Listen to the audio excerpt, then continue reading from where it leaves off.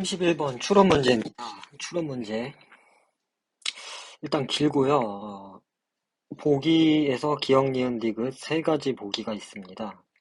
그래서 보기를 먼저 볼게요. 아세틸콜린이 분비된다. 아세틸콜린. 아세틸콜린이 분비되고 돌림근이 두꺼워진다. 아세틸콜린은 부채살근의 수축을 일으킨다. 예, 이런 과학 문제에서 용어에 너무 집착을 하지 마시고요. 일단 그게 어디에 있는지, 어느 부분에서 설명하는지를 먼저 찾는 것이 우선입니다.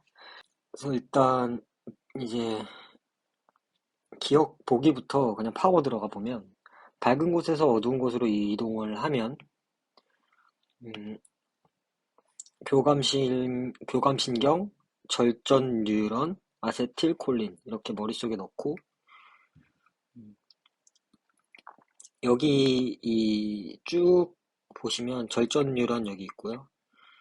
교감신경. 매핑을 좀 하고 가면 편리할 것 같아요. 그래서 자율신경계가 있고 교감, 부교감 그리고 이거 모두 절, 전, 후 이렇게 구성되어 있다고 합니다. 전, 후 그리고 뭐 이렇게 있고 교감신경 교감신경이 활성화되면 교감신경의 전에서 아세틸콜린 분비 그러면 이게 절후 뉴런을 활성화시키고 표적기관의 전달. 자, 이제 이거 하나만 볼게요. 일단 교감신경만 보고 밝은 곳에서 어두운 곳으로 이동하면 여기까지는 안 나와 있습니다. 그리고 밑으로 쭉 내려다 보면 여기 있습니다. 반대로 밝은 곳에서 어두운 곳으로 이동하면 교감신경이 활성화. 그리고 교감신경의 절후 부채살. 자, 교감신경이 활성화되면 아세틸콜린 분비된다고 여기 나와 있죠. 이 부분에. 따라서 교감신경의 절전 뉴런 끝에서 아세틸콜린 분비, 맞는 선지 되겠습니다.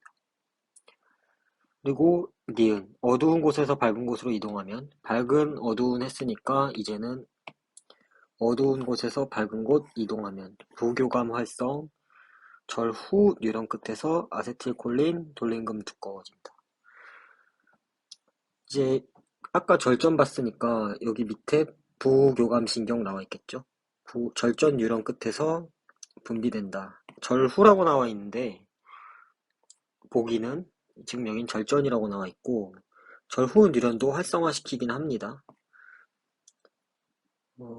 여기 그래서 부연 설명 보면 부교감시견의 절후 뉴런 끝에서 아세틸콜린 분비되는 거 역시 맞고요.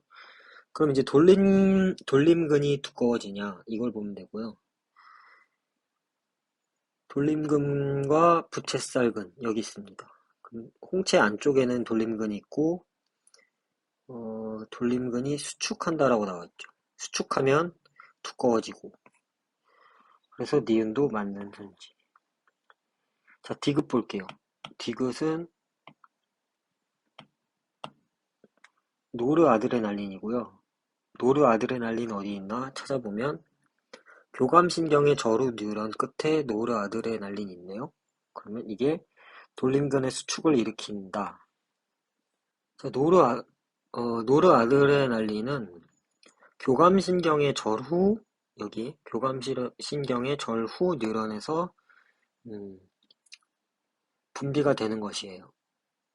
그러면 절후 뉴런의 끝이 지금 신경절의 뒤쪽에 있고 돌림근의 수축은 부교감신경의 절후 뉴런 끝에 있는 표적기관에 있습니다. 따라서 돌림근의 수축을 일으키지 않겠죠.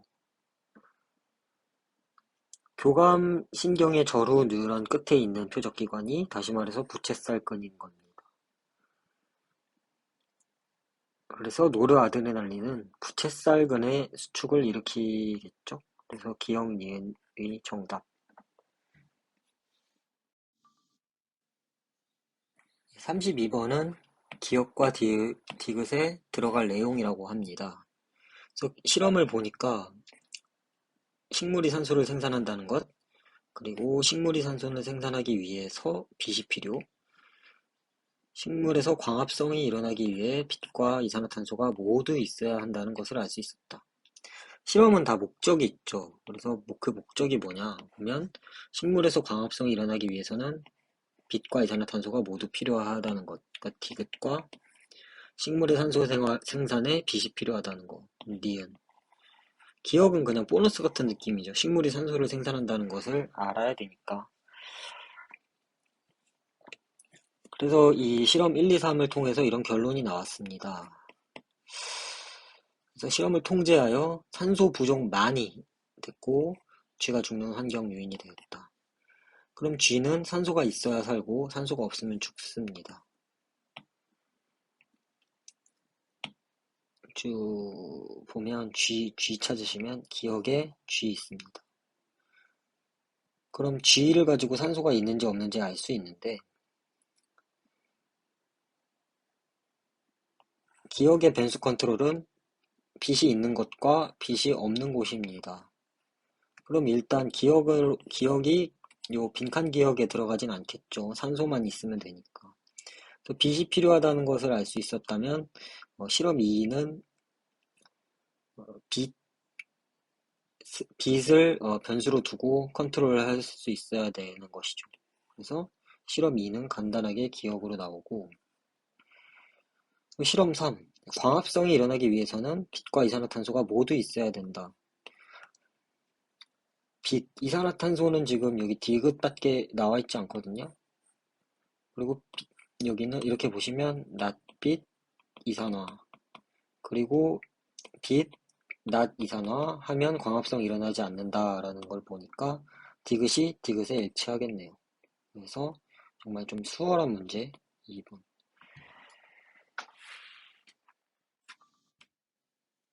33번 문제입니다. 33번은 기억과 니은에 들어갈 내용 역시 물음 1의 기억, 2의 y라고 답할 것이다 라고 합니다. 자, 그래서 이 가나다라를 일단 알아야 될 것 같고 1, 2가 아까 그 실험 문제랑 같이 이 원리를 이해하고 과정을 이해하고 그리고 도출되는 결론을 추론하면 되겠습니다. 자, 어느 정도 정리를 해보면서 갈게요. 나, 다, 라 이렇게 있고 당신은 다른 사람들은 당신을 이렇게 표현하고 다른 사람을 이렇게 표현할게요. 당신은 X를 하고 다른 사람들은 모두 X를 한다. X, Y, O, Y, X, Y, Y. X와 Y가 뭘 의미하느냐? 집으로 가져갈지, 해변에 버리고 갈지. 그럼 지금 가가 다의 해변과 별반 다르지 않을 것이다 라고 나오죠. 그러면 당신은 하나고 다른 사람들이 여러 명이니까 이렇게 해변 상태가 다르지 않다면 지금 당신이 X와 Y의 차이를 당신의 X와 Y의 차이는 별다른 전체적으로 의미를 가지지 못한다 라고 나오죠. 그렇게 알 수 있죠. 마찬가지로 나의 결과도 별반 다르지 않을 것이다. 즉 요게 환경에 영향을 미치는 요인이다 이렇게 파악을 하시고 그럼 당신이 X를 행할 경우 당신은 X와 Y 중 어떤 것을 행하는 것을 선호하는가? 그게 첫 번째 물음이고요. 알 수 없으니까 이 두 번째 물음으로부터 유추해 봅니다. 다른 사람들이 Y를 행할 경우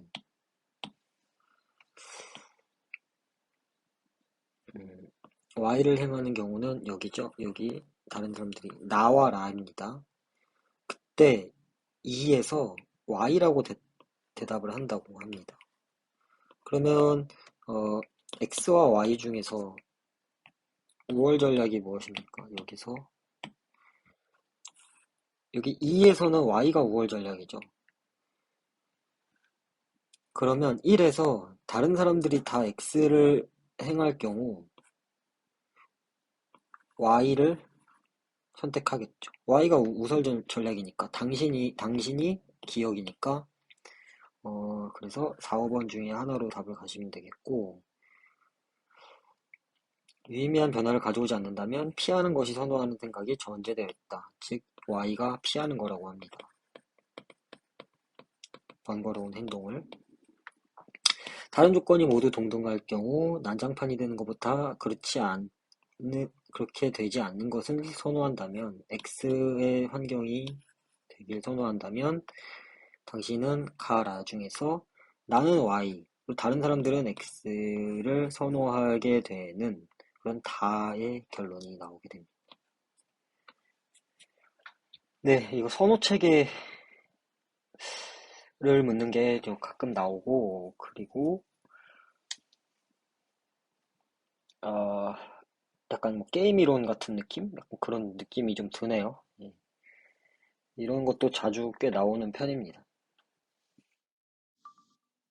34번 문제입니다. 반드시 참인 것을 보는 순간 논리 문제구나. 그리고 작군. 짧죠?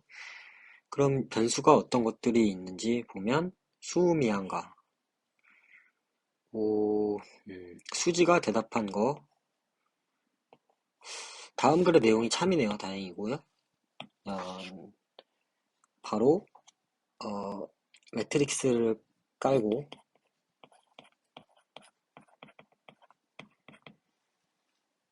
대상이거나 대상이 아닌 거니까 대상이면 O, 대상이 아니면 X로 표현하겠습니다. 그래서 이거는 어느 정도 기호화를 하면서 확정 지어가면 여기서 나는 수입니다. 그래서 수, 양, 가 중에 하나는 대상이다 라고 나오고요. 그리고 수와 양이 모두 대상인 것은 아니다. 이렇게 나와서 낮수, 오어, 낮양 이렇게 되고요.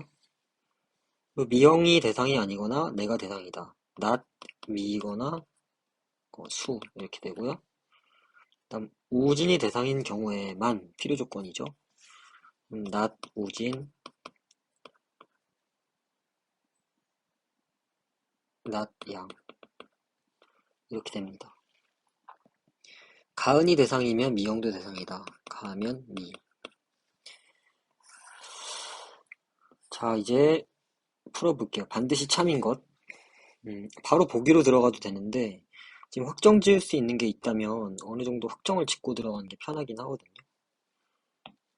그래서 저는 어차피 경우의 수가 나뉠 수밖에 없어요. 지금 여기도 보면 수지가 대상이 아니라면 뭐 가은이 대상이면 뭐 이런 식으로 나와 있죠. 그래서 저는 이거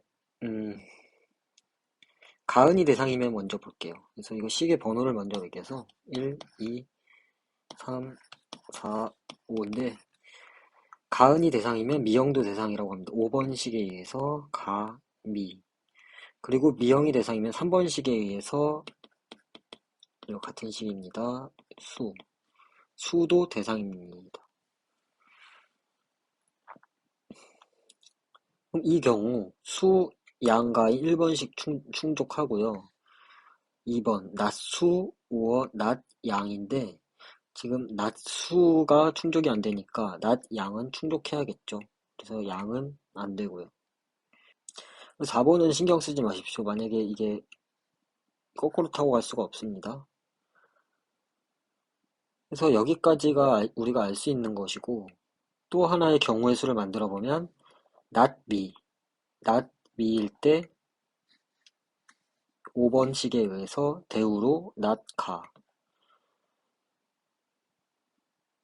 그리고 1번과 2번식에 의해서 어 1번에서 not 가가 됐으니까 수, 오어, 양인데 not 수, 오어, not 양이니까 수와 양은 서로 이렇게 됩니다. 그래서 이것도 경우의 수 똑같이 이렇게 만들어주고요. 이렇게. 그리고 낮, 우인 경우, 지금 우는 어디서도 좀 확정을 해주지 않는데, 이 마지막 경우, 양이 참석하는 경우는 우도 참석하게 됩니다. 대상이 되게 됩니다. 이렇게 세 가지 경우를 만들어 놨고요. 요걸 토대로 이제 보기를 보면 되겠습니다. 보기 기억. 수지가 대상이 아니라면 우지는 대상이다. 수지가 대상이 아닌 경우 여기 유의라고요. 2번 식에 의해서 수지가 대상이 아니면 낮, 양도 대상이 아니게 되는데 지금 무슨 나오네요. 이거 경우의 수. 자, 이게 수지가 대상이 아니면 아까 이렇게 만들어 놨는데 수지가 대상이 아닌 경우 유일하죠. 우지는 대상이죠. 유일하죠. 그래서 기억은 맞고. 니은. 가은이 대상이면 가은이 대상인 경우 여기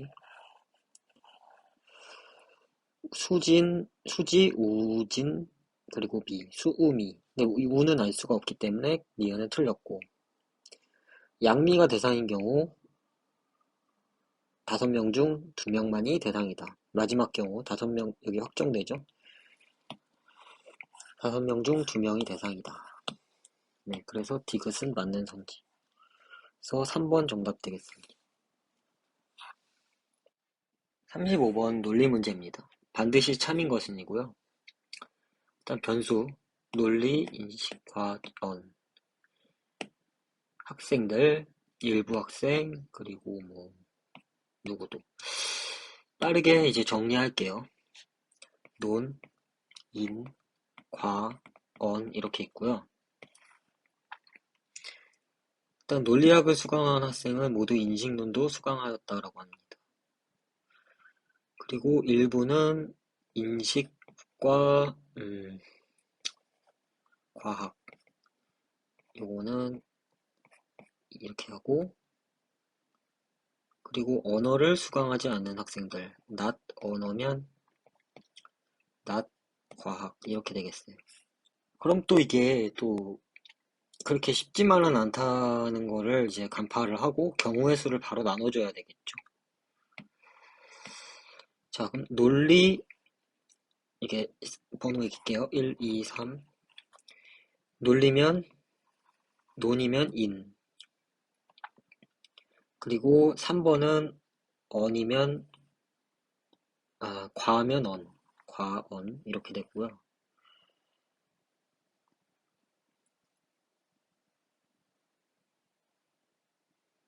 그냥 정석대로 갑시다. 일단 그러면 어떤 학생들은 인과 과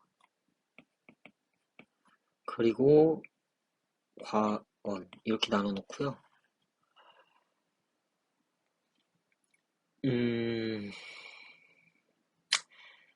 이걸로 알 순 없습니다. 다. 단지 그리고 4번식에서 모두 not, don't, not in, not 과 이렇게 막 다 쓸 필요는 없고 이 네 개를 다 할 수는 없다. 이런 걸 머릿속에만 넣어놓고 가볼게요.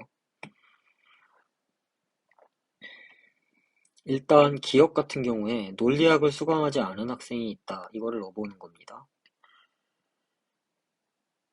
그러면 논리를 수강하지 않고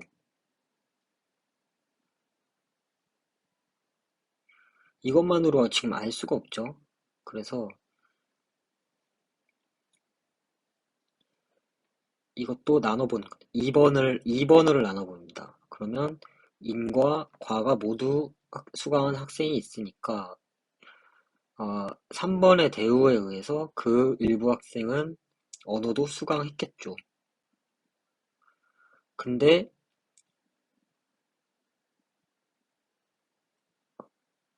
모두 수강한 학생은 없으니까 이게 바로 1번의 케이스가 되겠습니다. 그래서 기억은 맞습니다. 그리고 니은, 논리학과 과학을 둘 다 수강한 학생은 없다라고 합니다.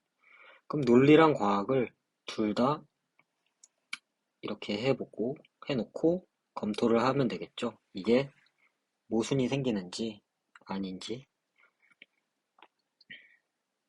일단 논리학을 수강한 학생이 모두 아, 인식론을 수강했습니다. 그리고 3번식에 의해서 과학 철학을 수강한 학생들은 그 대우에 의해서 모두 언어 논리를 수강하게 되죠. 그러면 이 네 과목을 모두 수강한 학생이 있다는 결론이 나오기 때문에 그거를 이제 반대로 귀류법으로 생각해서 이렇게 되는 결과가 나올 수가 없다라는 결론에 이르게 됩니다. 따라서 논리학과 과학 철학을 둘 다 수강한 학생은 없습니다. 자, 디귿. 인식론과 언어 철학을 둘 다 수강한 학생이 있다라고 합니다. 이것도 한번 거짓을 만들어 보는 겁니다. 그러면 이 인식론을 수강하고 언어 철학을 수강하지 않은 학생, 그리고 인식론을 수강하지 않고 언어 철학을 수강한 학생, 그리고 인식론과 언어 철학을 둘 다 수강한 학생. 이렇게 검토해 볼게요. 일단 인식론을 수강한 학생 중에서 과학 철학을 수강한 학생이 있습니다. 이렇게. 그렇게 되면 이 경우에서는 논리학을 수강하지 않게 됩니다. 네, 끝났네요. 지금 이 경우의 검토는 끝났고요. 왜냐면 과학 철학을 수강한 학생은 언어 1, 2, 3을 그냥 확 다 검토해 보는 겁니다. 그리고 괜찮고요. 그러니까 인식론하고 과학 철학을 수강한 학생이 있는데 그 학생은 3번에 의해서 언어도 수강해야만 하니까 인식론과 언어 철학을 둘 다 수강한 학생이 있다는 결론이 나오는 것이죠. 그래서 정답은 5번 되겠습니다.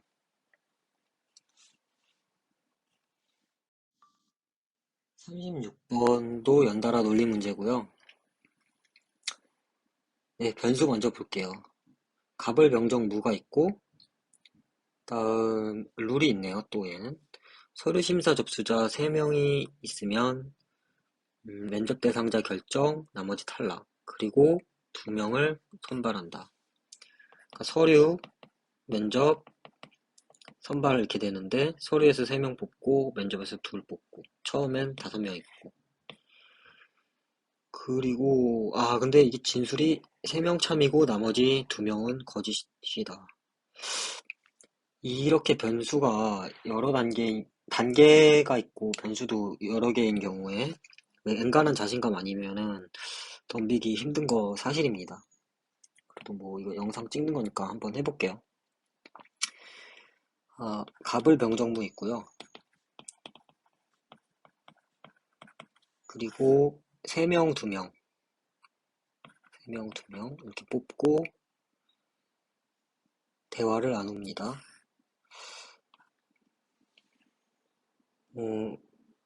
지금 보니까 갑은 면접 대상자 결정되었고 병은 탈락했지만 병은 면접 대상자 무.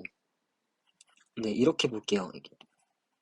이렇게 보고 지금 좀 하기 쉬운 주장을 한 게 병밖에 없거든요. 그럼 병은 무에 대해서 얘기를 하고 있는데 무에 걸리는 거는 정하고 무입니다. 정하고 무의 진술. 즉 무가 새로운 관리자로 선발되지 않는다면 정하고 무 아니죠. 지금 무 같은 경우에 면접 대상자까지만 얘기를 하고 있기 때문에 상당히 까다롭게 됩니다. 이런 경우에는 처음부터 경우의 수를 이제 나눠야 될 것 같아요. 서로 모순되는 게 지금 딱히 안 보이거든요. 이 AND로 다 연결이 되어 있기 때문에 이거 아니면 저거다 라는 게 지금 저는 딱 안 보입니다. 혹시 찾으셨던 분은 어, 그 댓글로 좀 알려주시면 감사하겠습니다. 저는 어, 가- 그냥 이제 가장 많은 주장을 하는 갑하고 무를 위주로 판단을 해볼게요. 굉장히 약간 스페시픽하거든요. 갑이 얘기하는 게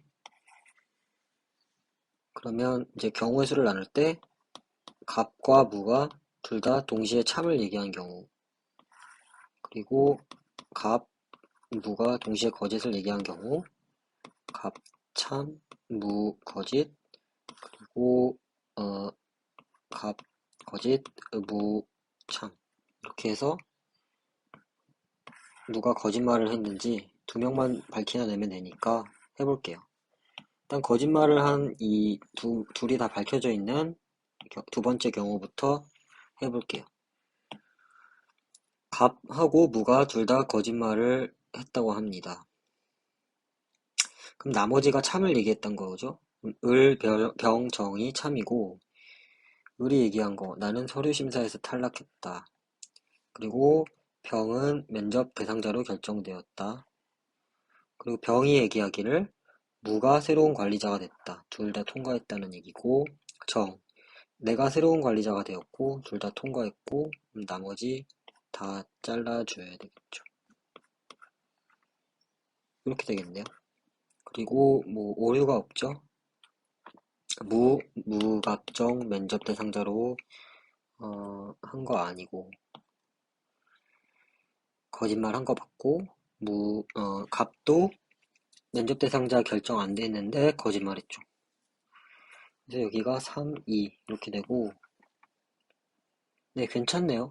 그리고 이제 갑하고 무가 맞는 경우를 해보겠습니다. 갑, 나는 면접 대상자로 설정되고 서류 통과했다는 얘기고요. 병이 탈락했어. 무, 아, 갑, 정이랑 같이 면접 대상자로, 그러니까 서류 통과했다. 갑, 정, 무 이렇게 되겠어요.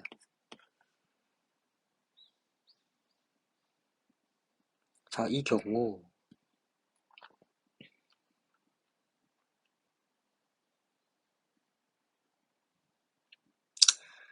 정은 거짓말이죠. 면접에서 병하고 무랑 같이 있었다고 하는데 병이 탈락했잖아요. 그래서 정 거짓말,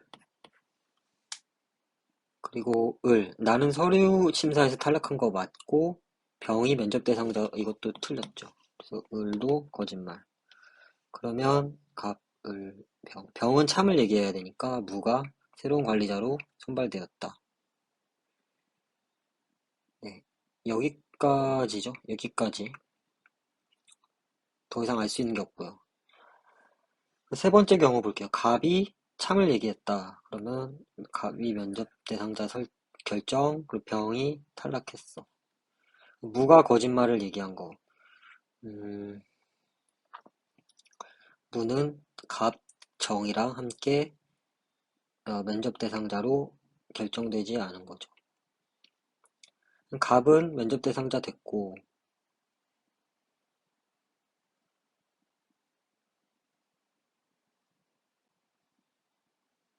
네, 이것만으로 알 수 없네요. 이게 세 가지 주장을 하고 있기 때문에. 따라서 이제 확정된 병에 대해 얘기하는 거. 그러면 을이 거짓말을 얘기하고 해야 되겠고, 병이 면접 대상자로 결정되었다고 얘기하니까 정도 거짓말을 얘기해야 되겠고, 거짓말이 세 개가 되면서 이거는 가능하지 않은 경우.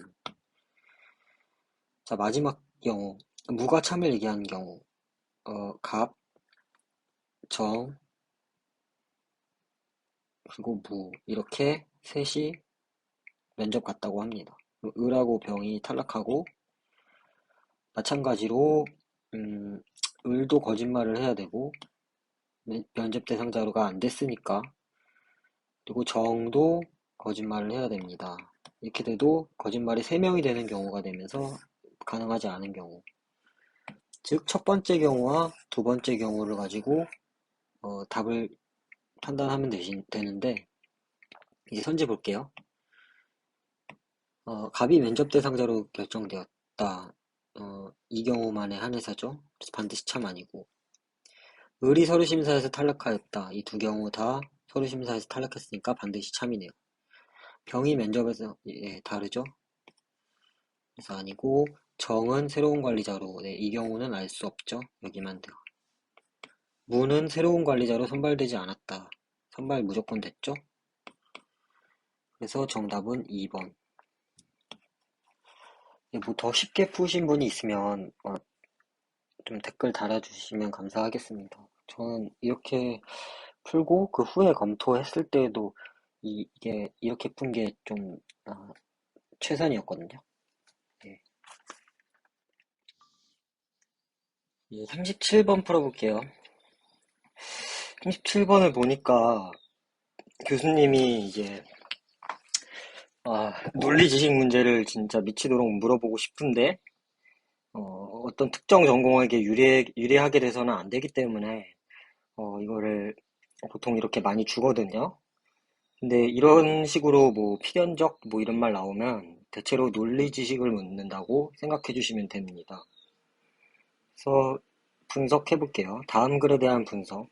삼각형은 세 변을 갖고 있다는 필연적인 참의 진술로 필연적 진리의 한 사례이다. 1, 2, 3.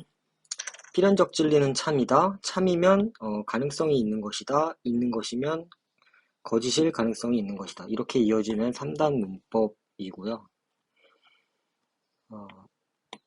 자, 그러면 따라서 필연적 진리는 거짓일 가능성이 있는 진술이다. 이렇게 나오네요. 결론이. 그러면 전제가 참이면 결론도 반드시 참, 뭐 이런 거 알죠? 근데 하지만 거짓이다. 이런 진술은 거짓일 가능성이 없기 때문이다. 그러므로 전제 가운데 하나는 거짓일 수밖에 없다. 어떤 전제가 문제일까? 1은 참이라고 합니다. 2는 그럴듯해 보인다. 이런 말은 아닌 것 같다라는 얘기죠. 자, 그리고 3도 맞는 말처럼 보인다. 그러니까 2랑 3이 참인지 거짓인지 알 수 없는 그런 선지라는 얘기고, 네, 얘가 나오네요. 안 읽어도 됩니다. 참인 진술과 거짓인 진술을 다음과 같이 더 세분해보자. NT. 일단 필연적으로 참인 진술인 NT는 이렇게 있습니다. 그래서 참, 거짓, 필연적으로 거짓인 것은 NF입니다. 그리고 우연히 참인 거는 CT, 우연 거짓은 CF. 이렇게 사각형을 그리시고요. 여기는 필연, 여기는 우연 이렇게 되겠습니다. 참일 가능성이 있는 진술은 위 네 종류 가운데 어느 걸 말할까? 자, 기억. 필연적으로 거짓은 아니라는 것. 즉 여기서 필연적으로 거짓은 아니라는 것. 여기에 해당한다는 거죠. 그래서 필연적으로 지금 포함하는 관계가 이렇게 포함하거든요. 필연적으로 참인 경우 우연히 참일 수 있는 것이고 필연적으로 참이면 다시 말해 우연히도 참이다. 필연적으로 거짓이면 우연히도 거짓이다 이렇게 되는 거고 이거 모순되는 게 뭔가요? 우연히 참이다와 필연적으로 거짓이다 이렇게 모순되죠. 그리고 필연적으로 참이다랑 우연히 거짓인이 이제 모순되는 이런 사각형의 형태를 가지고 있다고 보면 되겠습니다. 그리고 여기는 모르고 여기는 여기만 다르네요. 필연적으로 참이면 필연적으로 동시에 거짓일 수 없기 때문에 그러면 이제 참일 가능성이 있다. 1번 필연적 진리는 참이다. 즉 여기서의 거짓은 4는 거짓일 수밖에 없고 1은 참일 수밖에 없기 때문에 2번과 3번을 주안점을 두고 봅니다. 3은 참이면 가능성, 2는 가능성, 그리고 3은 가능성이면 거짓일 가능성 이렇게 되는 건데요.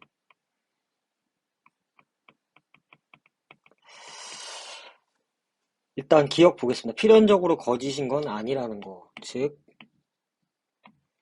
필연적으로 거짓이 아니라는 걸 의미한다면 기억 선지 봅니다. 참일 가능성이 있다는 말을 기억으로 이해하면 필연적으로 거짓은 아니라는 거죠. 그 때문에 2와 3 중에 하나가 틀린 거짓일 것입니다.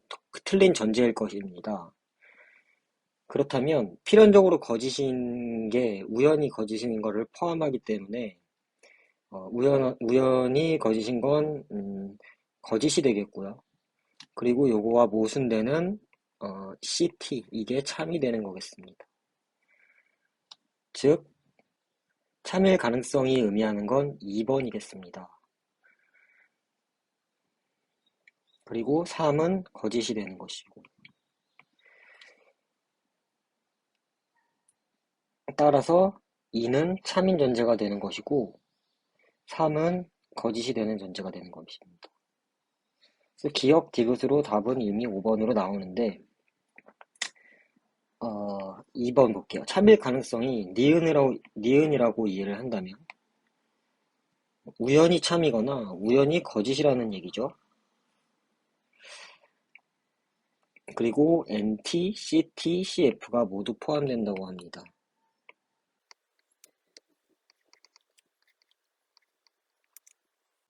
죄송합니다. NT, CT, CF가 아니라 CT와 CF만 포함된다고 합니다. 그러면 여기 CT랑 CF 요게 포함된다는 거죠. 자, 그러면 이게 경우의 수가 나뉘는데 이게 참이고 이게 거짓일 경우, 이게 거짓이고 이게 참일 경우 이렇게 되죠. 그럼 여기서 참일 가능성이 있는 진술이 거짓일 가능성이 있는 진술로 이어진다면 이거를 이렇게 보는 겁니다. 2번은 참인 진술에 대한 설명이고요. 참일 가능성이 아니라 3번은 참일 가능성과 거짓 가능성의 진술입니다. 그럼 만약에 3번이 거짓말이라면 참일 가능성이 거짓일 가능성으로 이어지지가 않죠. 근데 4번 필연적 진리라는 1번의 명제가 4번까지 이어지려면 연결고리가 있어야 합니다. 예를 들어 2번이 참이고 3번이 거짓이면 참인 진술이 참일 가능성이 있는 진술이다. 여기까지 나와버리고 필연적 진리가 거짓일 가능성이 있는 진술까지 연결이 안 되겠죠.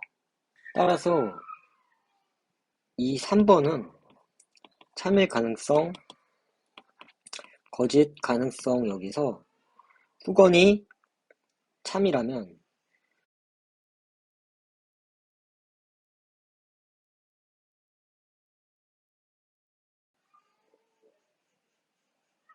어, 1에서 4까지 그냥 이렇게 간단하게 볼게요. 이게 CF잖아요. 만약에 이게 CF가 거짓이라면 그거와 모순되는 우연히 거짓일 수 있다에 모순되는 필연적으로 참인 게 확정이 되겠죠. 그렇게 된다면 4번의 결론이 나오지가 않습니다.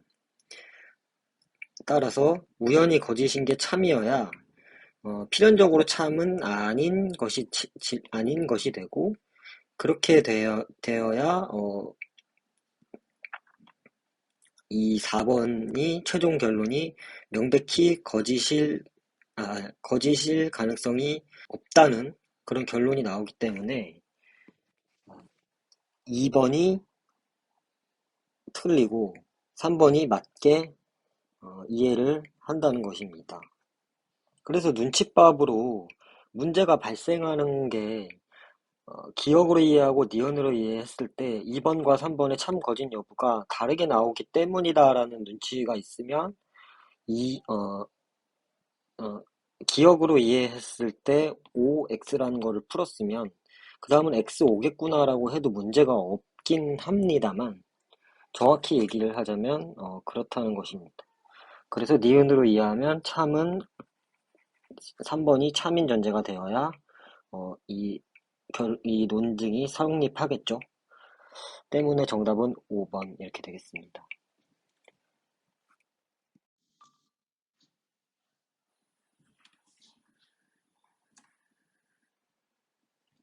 예, 38번 일단 문제 유형부터 봅니다. 강화한다, 약화한다. 강화, 약화 문제고요. 연구 결과로부터 이런 걸 보니까 실험 문제도 짜증나는데 강화 약화와 같이 들어가 있네요. 그래서 일단 풀어볼게요. 그게 풀어볼 수밖에 없죠. 일단 실험은 어떤 거에 조작을 가하고 어떤 과정을 거쳐서 어떤 결과가 나오는지 그거를 저는 머릿속으로 정리하는 게 거의 불가능하다고 생각을 하거든요. 그래서 차근차근 하나씩 정리를 해 나갑니다.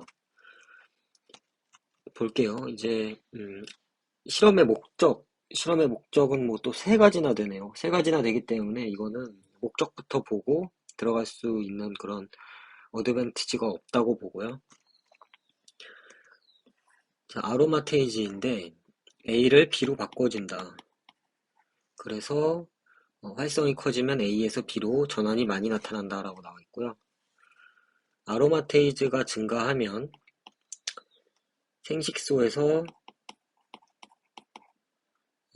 X가 억제돼서 난소로 분할된다. 난 어디까지 맞죠? 네, 그러면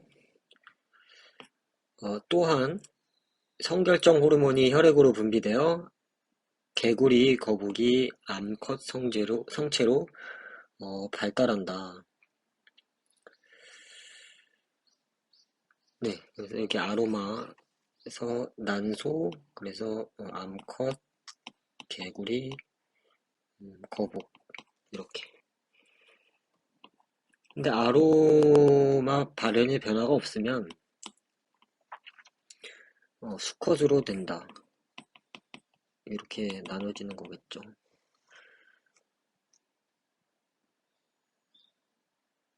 그리고 성결정 호르몬이 뭐 이렇게 나와 있고, 또한 아로마가 많아질수록 A가 줄어들고 B는 늘어난다. 그럼 여기는 A가 증가하는 거고, 죄송합니다. A가 줄어드는 것이고 B가 증가합니다. 또 근데 알파와 베타가 성결정에 영향을 줄 수 있는 주장의 연구가 진행. 거북이 성체로 발달하는 동안 A에 노출되었을 때 어, 난소와 암컷이 거북이가 되었다. 암컷이 되었다. 는 알파에 노출되었을 때 음, 지금 A와 아로마는 변화가 없었고 아로마 이거 고정, 그리고 암컷이 된다. 그리고 베타에 노출되면 네, 이것도 뭐 그냥 해주죠. 이것도 성결정 호르몬의 효과라고 하니까 까지. 베타는 어 잠깐만요. 여기 거북이죠? 알파 거북. 그리고 요거, 그리고 베타에 노출된 수컷 개구리 키우면 난소를 가지고 있는 암컷이 되었다. 그리고 베타를 수십일 노출시키면 혈중 호르몬 A는 암컷과 비슷했고 노출되지 않은 수컷 개구리보다 매우 적었다. 그러면 또 여기서 혈중 호르몬 A가 줄어들고,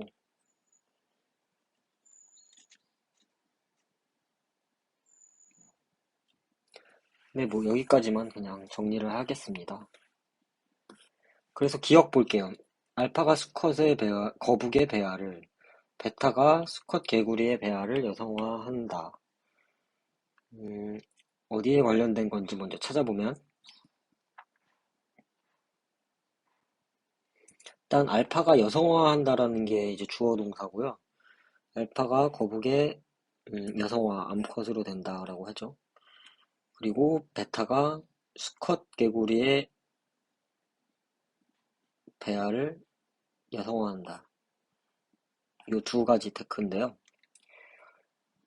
이제 기억 보면 알파가 염색창 수컷 거북 베아의 생식소 내에서 X를 억제한 것을 보여주는 후속 연구 결과는 기억을 강화한다. 이 위에 보시면 생식소에서 X의 발현이 억제됐을 때 난소가 되고 암컷이 되죠. 개구리나 거북이나 다. 그렇기 때문에 이 메커니즘에서 결론이 있고 결론은 여기서 암컷이고 그리고 과정 1이 뭐 알파입니다. 그럼 알파가 X 발현이란 또 조건이 있겠죠. 이렇게 순차적으로 가는 겁니다. X 발현이 지금 불특정한 상태에서 알파를 이제 노출시키면 이게 불특정한 상태였죠. 근데 원래 이렇게 가설이 주장을 하고 있는 건데 지금 여기서 X의 발현 억제한 그 조건을 하나 추가해주면서 가설을 더 튼튼하게 하고 있죠. 그래서 기억이 맞습니다. 니은 베타가 수컷 개구리에서 아로마테이즈의 발현량을 늘린 것을 보여주는 후속 연구 결과 베타는 성체 수컷 개구리의 혈중 성호르몬에 영향을 준다라고 나옵니다. 이 혈중 성호르몬은 여기 성결정 호르몬이 성적 특성을 유지하는 특성을 가진다고 합니다. 그러면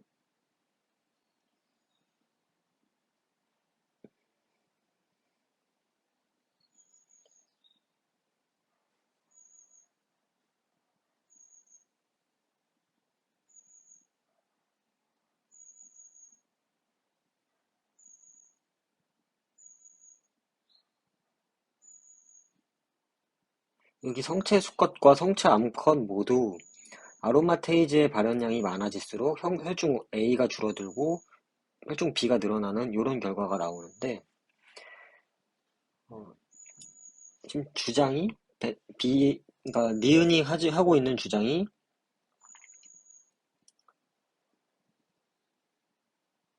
베타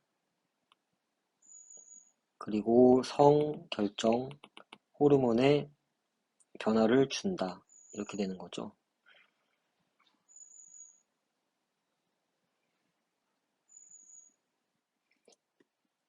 근데 아로마테이즈의 발현량을 음, 늘리지 않았죠, 지금. 늘리지 않았을 때 수컷이 되는 거잖아요. 수컷 개구리의 아로마테이즈 변화량이거든요. 그래서 아로마테이즈의 발현량이 많아지면 암컷으로 이렇게 되는데 지금 수컷이 되었다는 결과죠.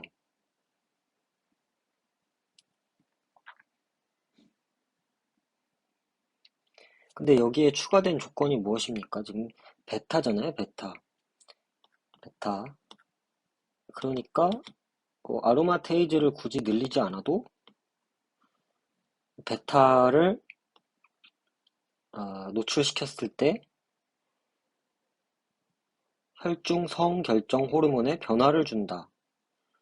요 가설이 맞으려면 성결정 호르몬은 지금 만약에 수컷 배하면은 그대로 수컷으로 간다면은 이게 지금 성적 특성이 유지된 것이죠. 요런 역할을 하는 게 성결정 호르몬인데 베타가 성결정 호르몬의 변화를 주었다면 수컷이 암컷이 되었다는 겁니다. 따라서 지금 여기 보시면 베타의 실험 결과가 베타에 노출시킨 수컷 개구리 배아는 난소를 가지고 있는 암컷이 되는데 난소를 가진 암컷이 되는 그런 조건은 지금 실험에서 아로마테이즈의 발현량을 늘리는 것입니다. 이렇게. 그렇기 때문에 그럼 왜 이렇게 됐냐? 성결정 호르몬의 변화를 주었기 때문에 라는 그런 니은의 가설을 니은의 가설을, 니은 보기의 후속 연구 결과가 강화해주는 결과가 되는 것입니다. 그래서 맞죠. 그러니까 정리하자면 베타에 노출시켜서 수컷 개구리 베아를 키워서 그게 암컷이 되게 하려면 성결정 호르몬이 유지하는 역할을 하는 거니까 여기에 변화를 줘야 된다는 말이죠. 때문에 그래야 암컷이 된다는 얘기죠. 아로마티즈 변화가 없으면 그냥 그대로 수컷이 되니까. 그래서 니은이 맞는 선지이고, 디귿 같은 경우에는 어, 염색체상 수컷인 거북배와 암컷인 거북배아 모두 알파에 노출되면 노출되지 않은 거북배아보다 A가 감소한다는 후속 연구 결과는 디귿을 약화한다. 디귿은 성체로 발달하는 동안 알파가 생성되는 호르몬 A의 양에 영향을 미치지 못한다는 건데, 지금 보시면 여기 알파에 노출되었을 때 거북배아가 성체로 발달하는 동안 호르몬 A와 아로마테이지의 양은 노출되지 않은 거북배아에 별다른 차이가 없었다라고 나오죠.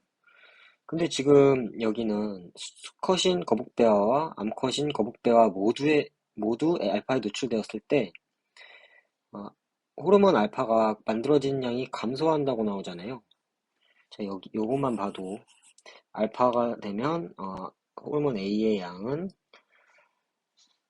고정된다라고 지금 여기 정리를 해놨는데, 호르몬 A가 만들어지는 양이 감소한다는 후속 결과가 나왔으면 당연히 어, 디귿이라는 호르몬 A에 영향을 미치지 못한다는 음, 가설을 약화시키겠죠.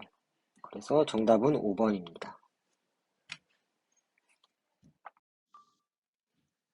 39, 40번 세트 문제 풀어볼게요.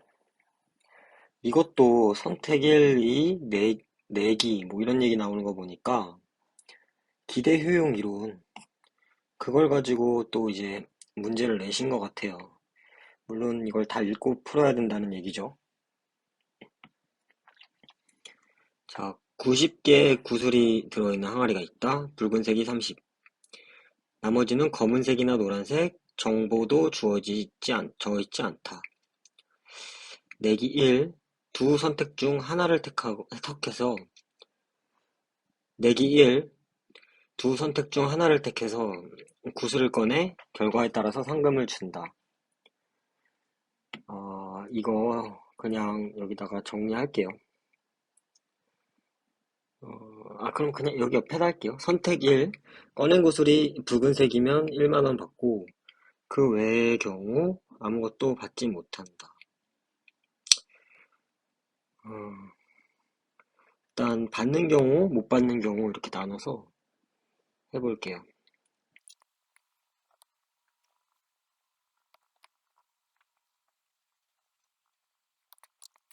선택 1, 2, 3, 4 이렇게 하고 받는 경우, 받지 못하는 경우. 붉은색이면 1만 원을 받고 그 이외에는 30개가 붉은색이니까 90개 중에 30개, 즉 3분의 1이겠습니다. 근데 이거를 그냥 저는 숫자로 하겠습니다. 30. 그리고 그 이외의 경우는 아무것도 못 받으니까 여긴 60. 선택 2. 검은색이면 1만 원을 받고 그 이외에는 아무것도 받지 못한다. 검은색 모르죠? 그러면 확실히 못 받는 경우는 30이죠. 30 이상 이렇게 표시하겠습니다. 요거는 30 고정. 3번. 붉은색이거나 노란색이면 1만 원을 받고 그러면 받을 확률이 일단 30은 넘는다. 그리고 모르죠? 못 받는 거는. 선택 4. 검은색이나 노란색. 그러면 못 받는 경우가 30으로 고정. 이렇게 되겠죠. 그러면 받는 경우는 60 고정. 이 상태에서 어, 뭐가 문제인지 한번 보죠. 최악의 상황을 피하고자 한다면 선택 4.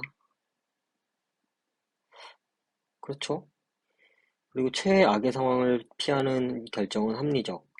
선택 1과 선택 4를, 어, 아, 지금 제가 여기로 건너뛰어 버렸는데, 여기 위에서도 붉은색인 확률이 3분의 1로 고정되어 있으니까, 0일 확률인 최악을 피하고자 이제 확실성 대등액을 선호한다는 얘기죠.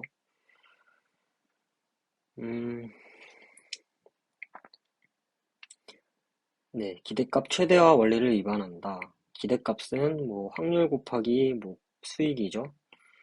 더한 거 아는 내용. 하지만 네, B라고 하네요. B는 0과 3분의 2 사이의 어떤 값. 이런 거 너무 신경 쓰지 마시고요. 네, 뭐 대충 그렇습니다. 그래서 기억 보면 정확한 정보가 주어지지 않은 상황에서 합리적 선택이 기대값 원리와 충돌하는 경우가 있다. 그리고 39번 볼게요. 기억. 붉은색이 15개로 바뀐다고 하더라도 기억이란 결론은 따라 나온다. 기억은 기대값 최대화 원리와 충돌한다는 얘기입니다. 그래서 지금 1과 3이 합리적인데 기대이익을 최대화하려고 한다면 여기 모르는 값과 여기 3의 모르는 값 이거를 어, 모르기 때문에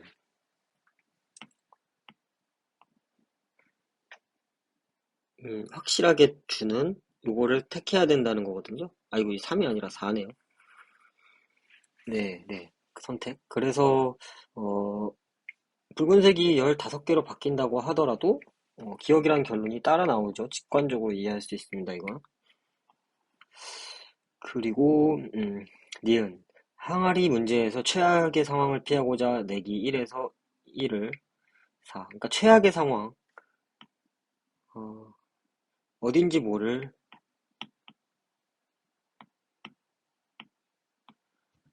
이 값, 그리고 이 값을 피하기 위해서 1, 4를 선택했다면,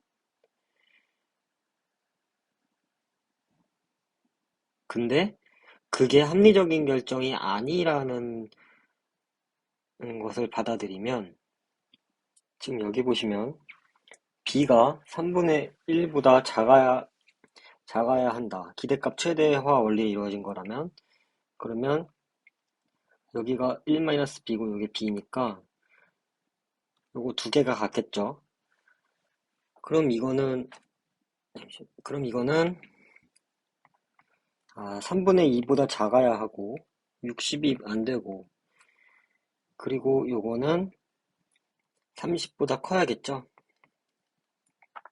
그럼 기대값 최대화 원리에 따라서 따르면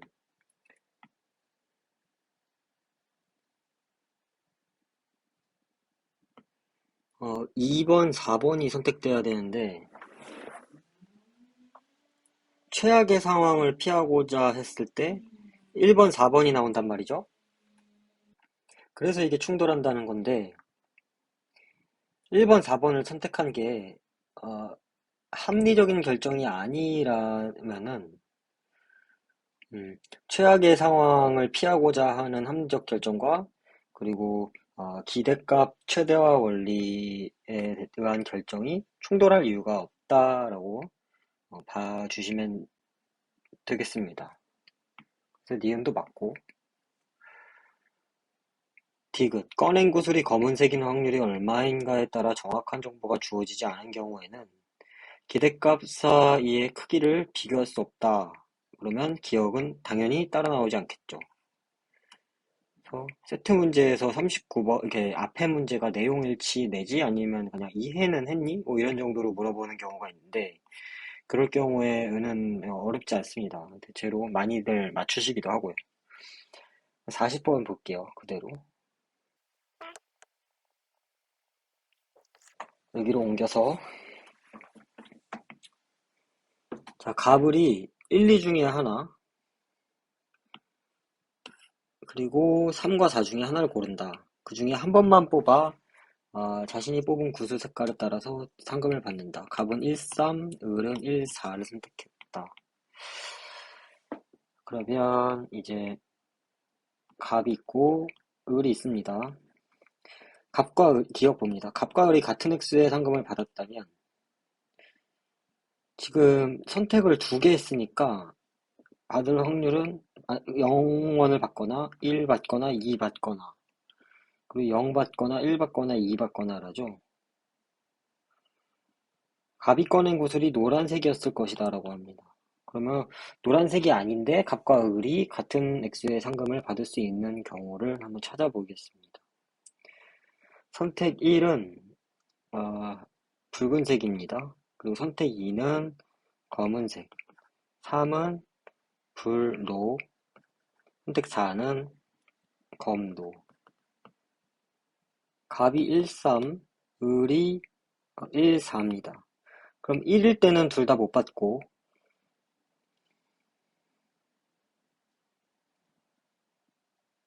노란색이므로 갑은 1원을 받았을 것입니다. 그리고 을을, 을은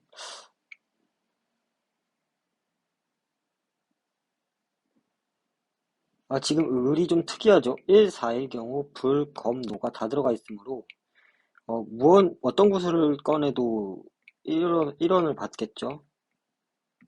그렇기 때문에 갑이 노란색을 꺼냈을 때 을과 같은 액수의 상금을 받을 수 있습니다. 따라서 기억 맞고 니은 항아리의 검은색 구슬의 개수가 20개 미만이다. 갑의 선택은 기대값이 가장 큰 선택지이다.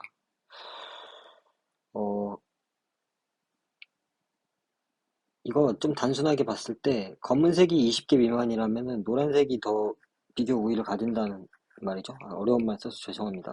그러니까 노란색이 더 좋다라는 거예요. 그러면 일단 선택 1, 확률이 좀 기대값이 수정이 됩니다. 선택 1일 경우와 3일 경우, 그리고 2일 경우와 4일 경우, 1일 경우와 4일 경우의 이제 경합인데, 1일 경우에는 변동이 없는데, 3일 경우에, 노란색의 그 확률이 올라가고,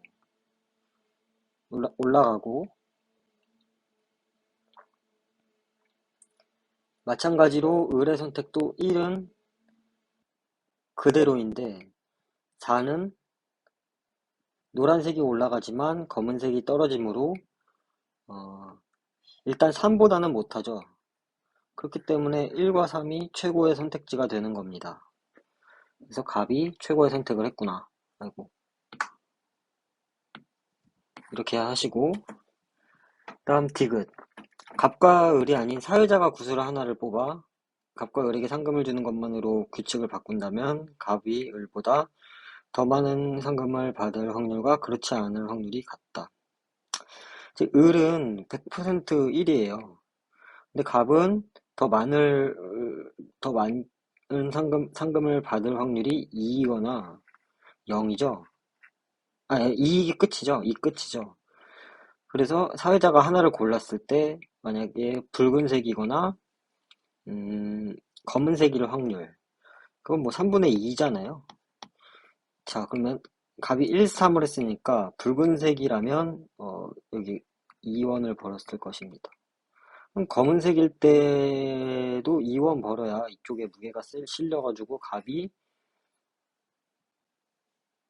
이쪽에 무게가 실리겠죠. 근데 만약에 검은색이 여기, 그러니까 1, 3인데 검은색 하면은 뽑으면 아무것도 못 받으니까 결국 검은색하고 노란색 뽑을 확률이 어, 그 더 이제 무조건 1을 가져오는 을보다 검은색하고 노란색을 가져왔을 때 어, 확률이 있기 때문에 같지가 않습니다. 그래서 기억니은. 다시 말해서 갑이 0원을 받거나 1원을 받을 확률이 붉은색 그가 33분의 1의 확률보다 더 크기 때문에 갑이 을보다 더 상금을 받을 확률이 낮다고 이제 봐야 합니다. 네, 그래서 고생하셨습니다.